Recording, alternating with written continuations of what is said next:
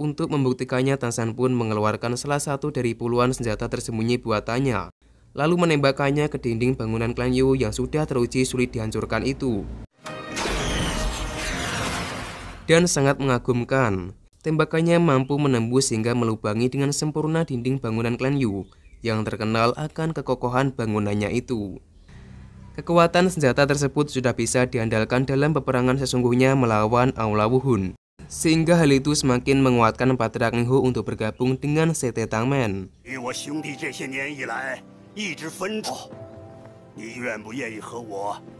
Dan akhirnya Patrak Ninghu pun menyatakan dirinya bergabung ke dalam Sete Tangmen.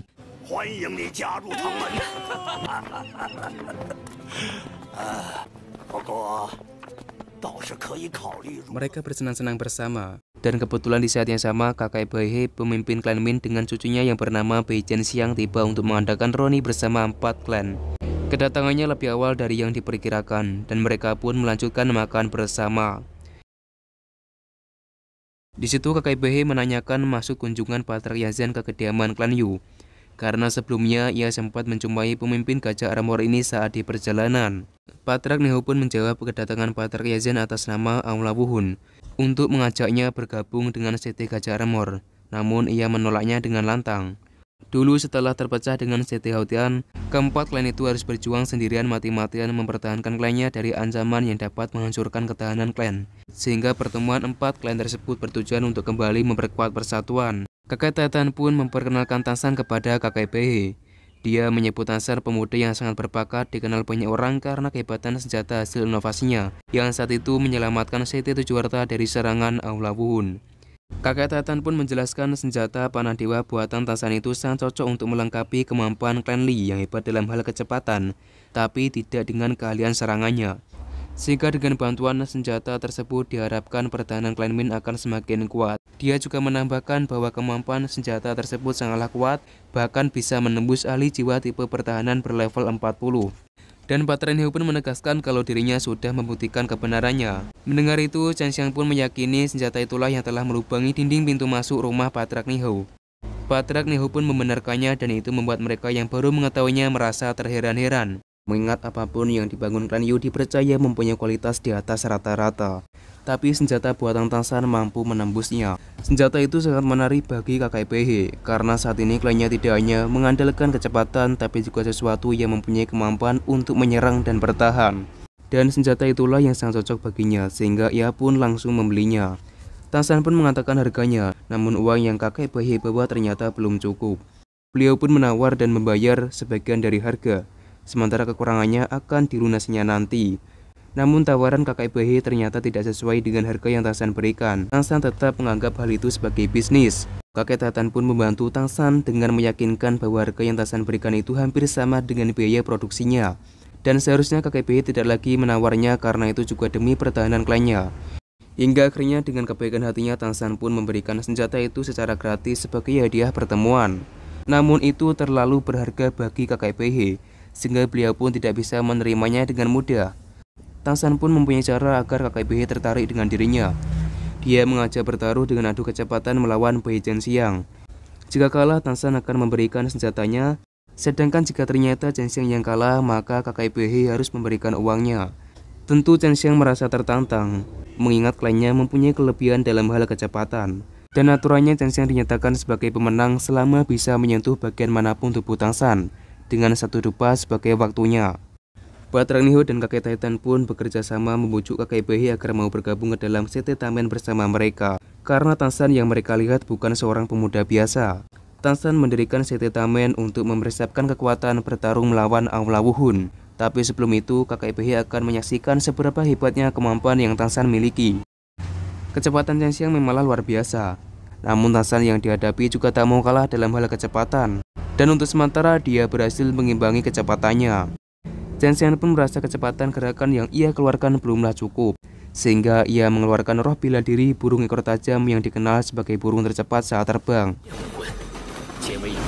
Tang San menghindarinya dengan kemampuan mata ungu yang dilanjutkan dengan keahlian terbang cepat menggunakan tulang jiwa kaki kanan kaisar. Saking cepatnya, mereka yang menyaksikan itu hanya bisa melihat Tang San dan Zhenxiang bagaikan sekelibatan cahaya.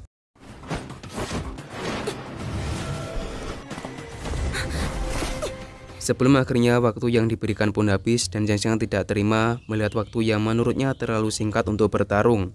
Bang Jun pun malah berusaha memprovokasinya. Dia mengatakan Zhang Xiang tidak akan sanggup menyentuh sedikit pun rambut Tang San meski mendapatkan tambahan waktu darinya. Kakek Bei pun membenarkannya. Beliau mengakui kekalahan cucunya serta kalah dalam pertaruhan. Kecepatan yang Tang San miliki hanyalah sebuah trik. Dia mengaku tidak akan menang melawan Zhang Xiang jika kecepatan yang ia gunakan itu adalah murni dari kecepatan dan tidak akan pernah mampu dibandingkan dengan kehebatan kakek Bei. Tang San berusaha merendah agar kakek Bei tidak berkecil hati dengan kekalahan cucunya. Mendengar itu, kakek Bei malah berusaha merendah di hadapan Tang San. Beliau mengatakan dirinya dan klannya adalah klan yang tidak berguna dibanding 3 klan lainnya saat masih di bawah pimpinan klan Hao Tian. Sebenarnya semua klan mempunyai kehebatannya masing-masing.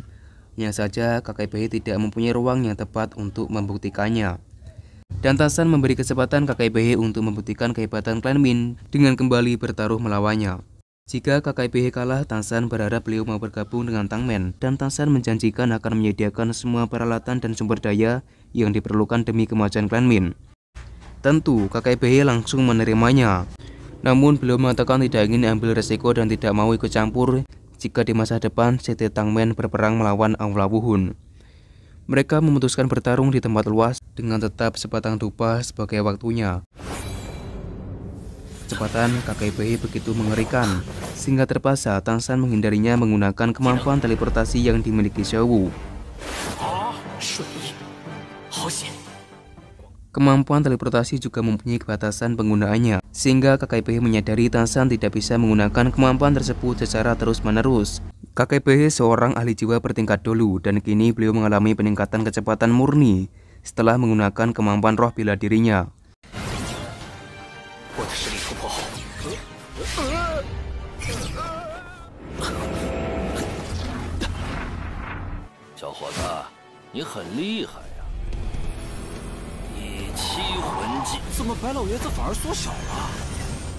Kemudian beliau akan menekan Tang San menggunakan teknik tubuh sejati roh bela diri, sehingga beliau pun mengizinkan Tang San memperlihatkan kemampuan senjata tersembunyinya. Bagaikan kelihatan cahaya, kakek Bei mengajar Tang San dan ia mulai meluncurkan senjata tersembunyi untuk membedakan tubuh asli kakek Bei. Tiba-tiba kakek Bei menghilang entah kemana. Tang San berusaha mendetesnya dengan bidang rumput merah biru, lalu dilanjutkan dengan bidang jiwa pembunuh dan melesatkan senjata tersembunyi untuk menghentikan kakek Bei yang mencoba menyentuh tubuhnya. Kakek Bei merasa semakin terpacu. Beliau menggunakan teknik jiwa ke-8 kecepatan terbang maksimal. Beliau mengkloning tubuhnya dan setiap kloningan itu bisa berubah menjadi tubuh asli semaunya, sehingga Tang San semakin dibuat bingung untuk membedakan tubuh aslinya. Dan ini menjadi bukti kehebatan Tang San. Terlihat dia mampu mengimbangi kecepatan ekstrim dari seorang dolu. Dengan mata ungunya, Tang San yakin tebakannya akan benar. Dia menembakkan senjatanya, namun ternyata dugaannya salah. Dan apesnya peluru senjata itu malah mengarah ke Zhang Xiang yang tengah berbincang dengan Bang Jun. Dengan cepat Bang Jun pun menyelamatkannya meski harus menjatuhkan diri. Dan beruntungnya peluru itu hanya mengenai sedikit dari rambutnya. Dupa terus menyusut, kakek Bei pun semakin mengerahkan kemampuan tertinggi untuk segera menyelesaikan taruhan itu. Kecepatannya sangat di luar nalar, dan seketika insting Xiao Wu untuk melindungi pun bangkit guna menyelamatkan kekasihnya. Semua pun terkejut menyaksikan perubahan yang dialami Tang San, di mana tubuh Tang San sama sekali tidak bisa disentuh. Kemampuannya sangat aneh. Tang San merasa heran karena ia sama sekali tidak menggunakan kemampuan jiwanya. Di saat bersamaan, jiwa Xiao pun menampakkan wujudnya lantas kembali ke tubuh Tang San.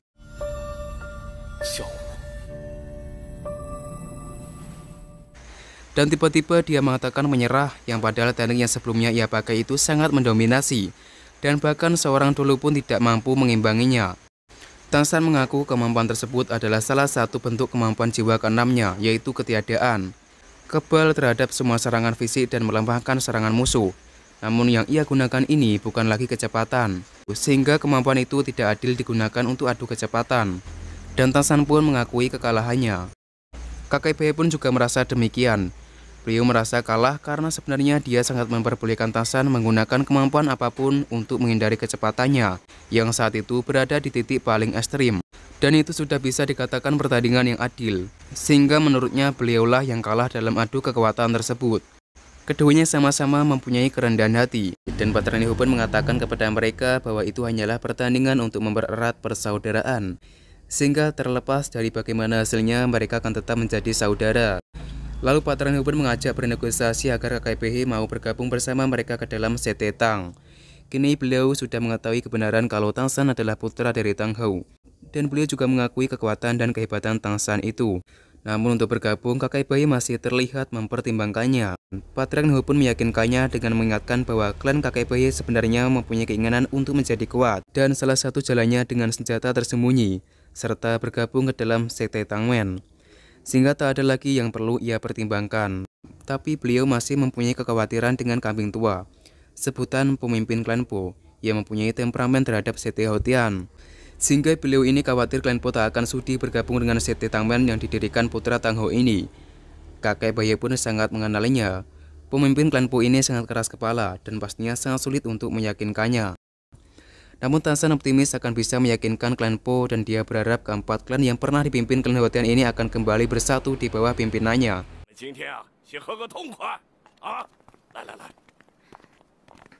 Kini Tang San semakin merasa tenang karena sebelumnya ia mengetahui dengan jelas jiwa Xiao yang ternyata selalu berada bersamanya.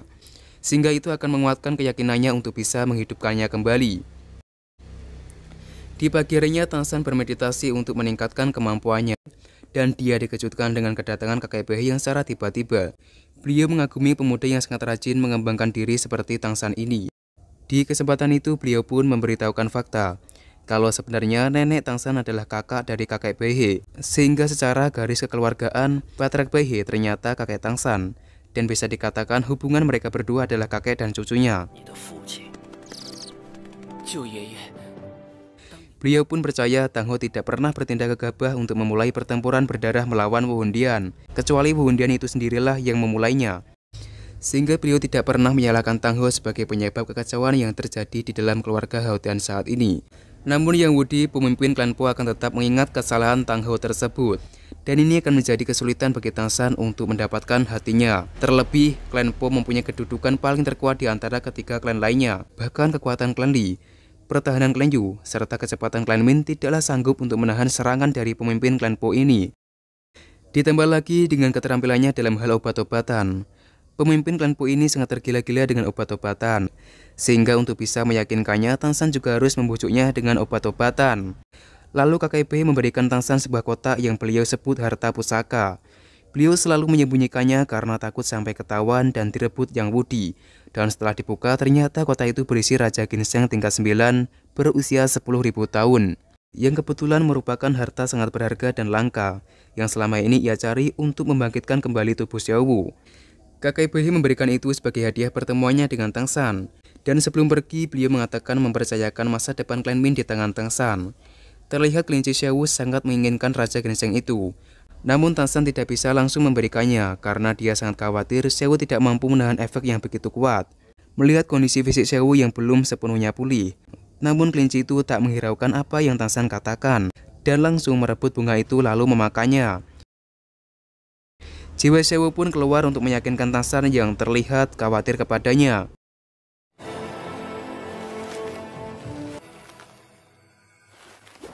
Setelah itu kakek Titan pun memintanya untuk segera menemui klan Po yang baru saja tiba. Kini Tang San tak mempunyai Raja Ginseng sebagai bahan untuk membujuk Yang Wudi, seorang pemimpin terkuat dari keempat klan. Sehingga satu-satunya cara untuk bisa membujuknya adalah kekuatan. Kakek Titan pun akan memperkenalkan Tang San kepada Patra Wudi. Namun dia tidak ingin orang asing yang tidak ia kenali berada di ruangan itu, karena kedatangannya juga untuk membicarakan suatu hal penting yang sangat rahasia. Patra Niho pun memarahinya karena selalu terlihat keras kepala. Karena tentunya yang diajak Patra Titan bukanlah orang asing yang seperti yang Wudi kira. Patra Niho pun mempertanyakan apa yang sebenarnya yang Wudi pikirkan. Melihat wajahnya yang sangat murung, tidak memperlihatkan sedikit pun rasa bahagia, padahal sedang bertemu dengan semua sahabatnya. Dan ternyata dia tidak bisa bahagia karena sebelumnya Aula Wuhun dengan mengutus Sekte Gajah mendatangi klan Po untuk menyuruhnya bergabung ke dalam Sekte Gajah Armor, dan mengancam akan menghancurkan klan Po jika ia menolaknya. Dengan tegas Yang Wudi pun meminta mereka semua yang telah ia anggap saudara bersatu untuk mendirikan sekte baru. guna memperkuat persatuan dan bersiap berperang melawan Aula Wuhun. Tentu mereka semua hanya menanggapinya dengan tertawa terbahak-bahak, karena kebetulan apa yang Yawu dipikirkan sama dengan apa yang mereka semua rencanakan. Patriark Titan mengatakan pertemuan mereka ini tak hanya untuk reuni, tapi juga membahas pembentukan CT baru untuk memperkuat 4 klan guna melawan kekejaman Aula Wuhun. Yang Wudi pun sangat bahagia mendengar rencana tersebut. Dia pun menyarankan CT baru yang akan didirikan berpusat di ibu kota Xinglou, karena menurutnya pengaruh Aula Wuhun tidak terlalu kuat di Kekaisaran Xinglou, dan ia menjanjikan akan menanggung kehidupan 3 klan lainnya. Namun kakek Titan tidak menyetujui sarannya karena klannya tidak terlalu akrab dengan Kekaisaran Xinglou, dan beliau mengatakan sudah membahasnya dengan kakek Behe dan Nihou, di mana CT yang akan mereka dirikan akan berpusat di Kekaisaran Tiandou. Keputusan itu sangat bertolak belakang dengan klan Po, sebab semua pusat bisnis yang dimiliki klan Po berada di ibu kota Xinglou. Namun tak ada yang perlu dikhawatirkan karena Patriark Titan pun sudah menjamin semua kebutuhan untuk CT baru mereka. Kakek Titan pun menyebutkan CT yang akan mereka dirikan bernama Tangmen, dan beliau memperkenalkan Tangshan sebagai pemimpin CT Tangmen tersebut.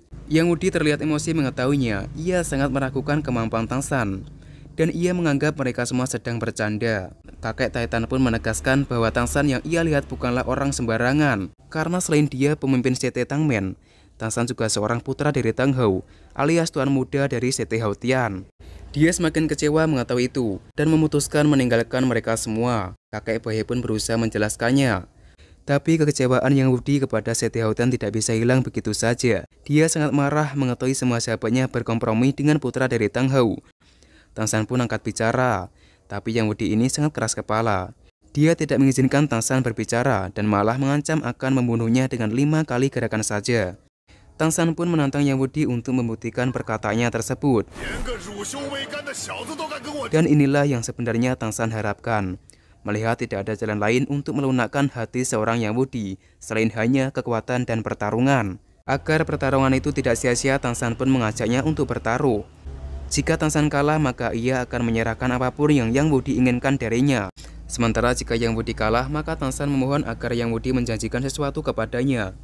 Yang Wudi pun sangat begitu tertantang mendengarnya, dan dia mengatakan tak hanya memenuhi 1 atau 2 permintaan yang Tangshan inginkan, bahkan juga seluruh hidupnya akan ia serahkan jika memang Tangshan bisa mengalahkannya.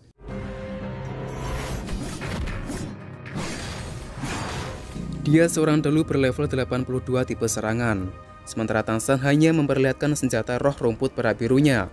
Tapi hal itu sudah membuat Yang Wudi terheran-heran karena Tangshan juga mengeluarkan cincin merah 100.000 tahun. Bahkan ia juga mengeluarkan tulang jiwa eksternal laba-laba, dan itu hanya beberapa kemampuan yang ia perlihatkan, karena sebenarnya Tangshan masih mempunyai puluhan kemampuan mengerikan yang sengaja ia rahasiakan. Tangshan menghentikan serangan pertama Yang Wudi dengan mengurungnya di dalam penjara rumput.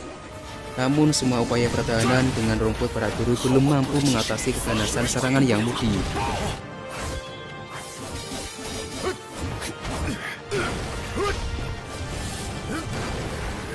Yang Wudi menargetkan serangannya. Beruntung senjatanya meleset dan sedikit melukai Tangshan.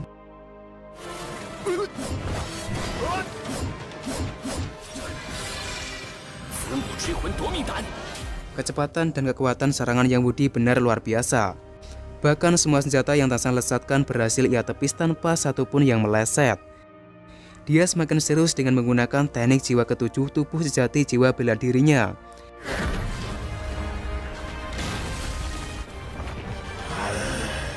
Tangshan pun melancarkan serangan tombak kaisar perak biru, tapi lagi-lagi Yang Wudi berhasil membendungnya dengan mudah. Sedikit peluang kemenangan untuk Tangshan. Yang Wudi adalah lawan yang sangat sulit untuk ia hadapi. Dia meluncur dan mengerahkan ujung tombaknya ke depan.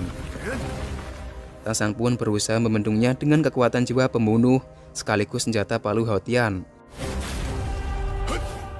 Di saat yang sama ia juga mengeluarkan tubuh keemasan yang tidak terkalahkan. Namun serangan memusat itu sangatlah kuat, bahkan kemampuan unggulan Sewu itu pun tak sanggup menahannya. Tubuh Tangshan tertusuk tombak Yang Wudi sampai tertancap ke dinding. Meski Tangshan sudah berusaha menahannya, jiwa Sewu ini sangat kuat dan berusaha berontak keluar tidak terima melihat kekasihnya tersakiti. . 」 . 」 . 」 . 」 . 」 . 」 . 」 . 」 . 」 . 」 . 」 . 」 . 」 . 」 . 」 . 」 . 」 . 」 . 」 . 」 . 」 。 . 」 。 . 」 。 . 」 。 . 」 。 . 」 。 .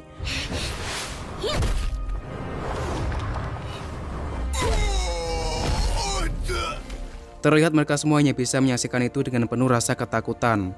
Karena meski tidak terlihat, jiwa Sewu itu sangat brutal melancarkan serangannya.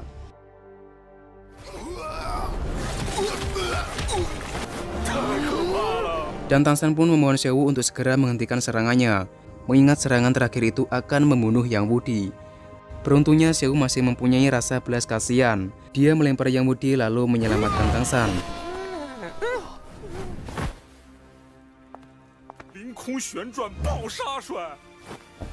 Dan anehnya Sewu yang Tangshan lihat benar-benar nyata, dan Berkasma juga bisa melihatnya dengan jelas. Berkasma pun sangat terkejut melihat luka di tubuh Tangshan sembuh dengan sendirinya, karena ternyata hal itu berkat dari kemampuan tulang jiwa kaki kanan. Berkasma pun mengkhawatirkan kondisi Yang Wudi dan memutuskan untuk segera mencari keberadaannya yang entah dilempar Sewu kemana. Sewu kembali ke tubuh Tangshan, sementara Tangshan merasa heran melihat Sewu yang nampak nyata di depan mata. Dan sangat terkejutnya Tangshan mengetahui kelinci Sewu yang ia simpan sudah menghilang. Tangshan pun terlihat salah tingkah dan berusaha menutupi sesuatu dari mereka.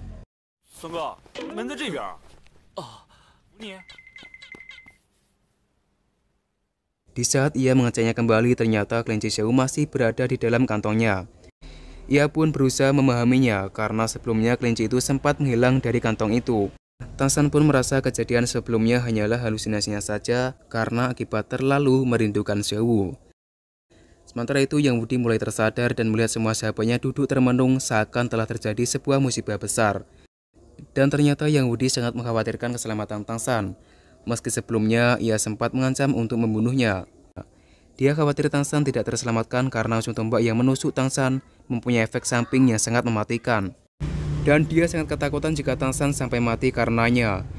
Dia mengatakan tidak bermaksud menyakitinya, karena bagaimanapun juga Tangshan adalah tuan muda dari klan Haotian, terlebih putra dari seorang mengerikan yang tak mungkin ia lawan. Mereka pun merasa kasihan kepada Yang Wudi yang nampak ketakutan, dan mengatakan yang sejujurnya kalau kondisi Tangshan sebenarnya sangat baik, dan bahkan lukanya bisa sembuh dengan sendirinya. Yang Wudi pun benar-benar mengakui kekalahannya, dan ia akan memenuhi apapun yang Tangshan inginkan. Akhirnya apa yang mereka cita-citakan pun tercapai juga, di mana 4 klan utama yang pernah dipimpin klan Haotian kini bisa kembali hidup bersama dengan Tangshan sebagai pemimpin yang sangat berbakat. Dan satu persatu mereka mulai mengakui kalau awalnya Pater Nihou dan kakek Pei hanyalah berpura-pura, seolah tidak setuju dengan keberadaan Tangshan. Karena sebetulnya mereka sangat bersedia bergabung dengan Setetamen saat setelah mengetahui identitas Tangshan yang sebenarnya. Kembali ke Tangshan, dia terbangun karena memimpikan Sewu, sekaligus dibangunkan Mang Ujun yang memintanya untuk segera mendatangi acara makan bersama. Dan dia sangat bahagia melihat Sewu yang benar-benar nyata. Sewu terbangun dan saking senangnya Tangshan memeluknya lalu mengatakan kerinduannya. Tapi anehnya Sewu sama sekali tidak merespon apapun yang ia ucapkan. Ia pun mulai menyadari kalau yang dihadapannya itu hanyalah tubuh Sewu, yang kembali berkat mengkonsumsi Raja Ginseng tingkat 9. Karena ternyata masih terdapat beberapa syarat agar Sewu bisa kembali seutuhnya, di mana Tangshan harus berusaha mengembalikan jiwa Sewu yang masih bersemayam di dalam tubuhnya. Tangshan melayani Sewu bagaikan seorang ratu. Namun ketika Tangshan mengajaknya untuk makan bersama, ia bertingkah seperti anak kecil yang ketakutan bertemu dengan orang-orang baru. Tangshan pun memberitahukan kalau wanita yang bersamanya itu adalah kekasihnya. Dan ia mengakui perubahan pada kekasihnya itu akibat kegagalan dirinya ketika berusaha menyelamatkannya. Kemudian Tangshan mengingatkan Yang Wudi akan taruhan sebelumnya. Dan karena dialah yang menang, maka Yang Wudi harus memenuhi permintaan darinya. Permintaannya sangat sederhana, di mana ia berharap Yang Wudi menerima hadiah darinya. Kakek Pei pun sudah memastikan hadiah yang akan Tangshan berikan adalah Raja Ginseng pemberiannya. Namun ternyata Tangshan mengeluarkan bunga lainnya yang membuat Yang Wudi merasa sangat bahagia melihatnya. Dan dia meminta maaf kepada kakek Pei karena bunga langka pemberiannya telah dimakan Sewu.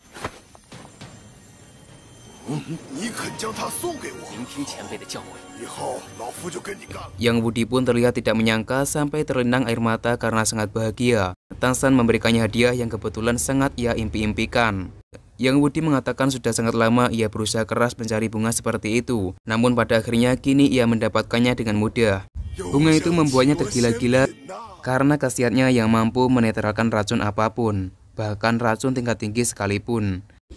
Kakek Behe pun penasaran dan menanyakan nilainya jika dibandingkan dengan Raja Ginseng tingkat 9 darinya. Sehingga pengakuan itu membuat Yang Wudi mengetahui persekongkolan kakek Behe dengan Tansan untuk membujuknya. Namun ia sudah tidak memperdulikannya karena menurutnya bunga itu jauh lebih berharga daripada tanaman Raja Ginseng tingkat 9 milik kakek Behe. Dengan bunga itulah ia tak perlu lagi khawatir terkena racun apapun saat memurnikan obat-obatan.